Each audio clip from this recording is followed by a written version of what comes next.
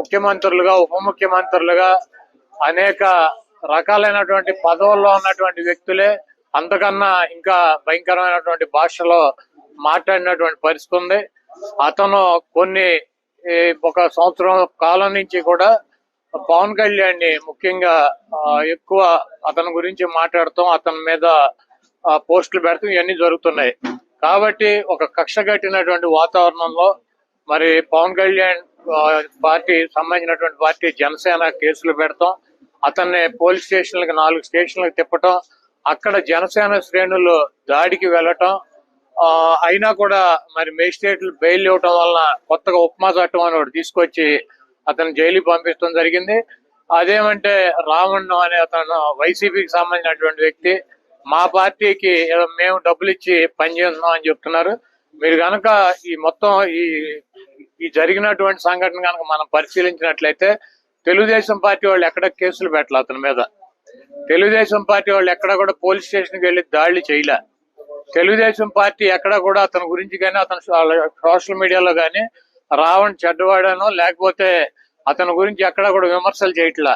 ఎవరయ్యే చేసేదంటే తెలుగుదేశం పార్టీకి సంబంధించినటువంటి Paytm batch media, ఏది ఏబిఎన్, TV5, మహా న్యూస్, అదేవిధంగా యూట్యూబ్ ఛానల్స్ కొన్ని ఉన్నాయి తెలుగుదేశం పార్టీకి, అవి చేస్తున్నాయి. ఎందుకంటే మరి బిఆర్ నాయుడు గారిని బ్రోకర్ గార్డ్ అని చెప్తాడు ప్రశ్న రావణ్. అదేవిధంగా ఏబిఎన్ రాధాకృష్ణని అమ్మనా బూతులు తిడతాడు, ఒకరిని బ్రోకర్ అని, ఒకడు లోఫర్ అని. ఆ పౌడర్ డబ్బా మన మహా న్యూస్ అయితే కనుక శాంతం ముఠాకోర్ అని చెప్పి రకరకాలుగా వాళ్ళని విమర్శిస్తాడు. అంతకన్నా ఎక్కువ స్థాయిలో పవన్ కళ్యాణ్ విమర్శిస్తాడు. కాబట్టి జనసేన అతని మీద దాడులు కేసులు పెట్టాలని చెప్పి నిర్ణయం తీసుకుంది.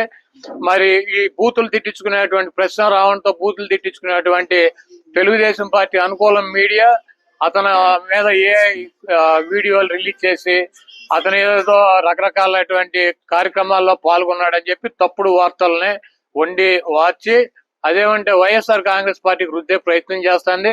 దీంట్లో రావణ్ అనేటువంటి వ్యక్తి తెలుగుదేశం పార్టీకి, లోకేష్ కి, బాలకృష్ణకి, చంద్రబాబుకి కూడా అనుకూలంగా ఉంటాడు. ఎక్కడ వాళ్ళని ఒక మాట కూడా మాట్లాడు.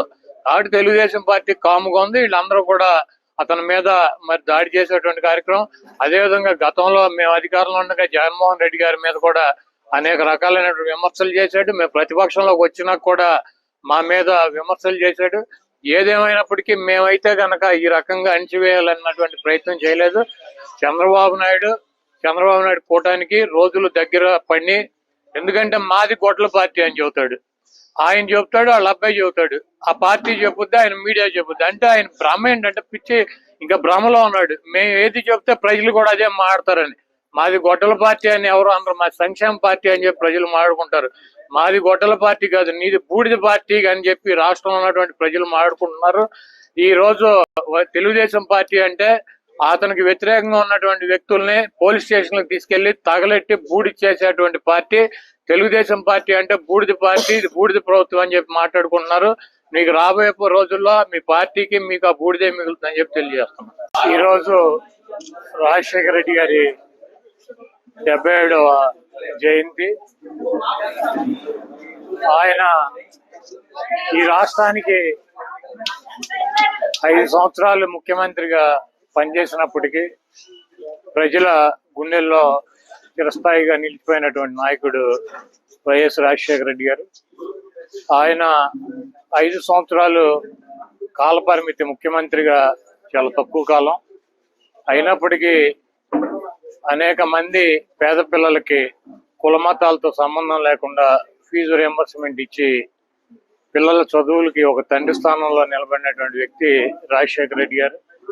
అలాగే ఈ రాష్ట్రంలో ఉన్నటువంటి అనేక మంది పేదలకి అనేక ఆరోగ్య సమస్యలతో సతమతమయ్యి డబ్బు లేక, ఆరోగ్యాన్ని బాగు చేయించుకోలేక మరణించేటువంటి అనేక కుటుంబాలకి తండ్రి పాత్రలో ఆ దైవం రూపంలో ఆరోగ్యశ్రీ తీసుకొచ్చి మరి ఆ కార్పొరేట్ హాస్పిటల్లో సేవలు అందించినటువంటి మహానుభావుడు రాజశేఖర రెడ్డి గారు.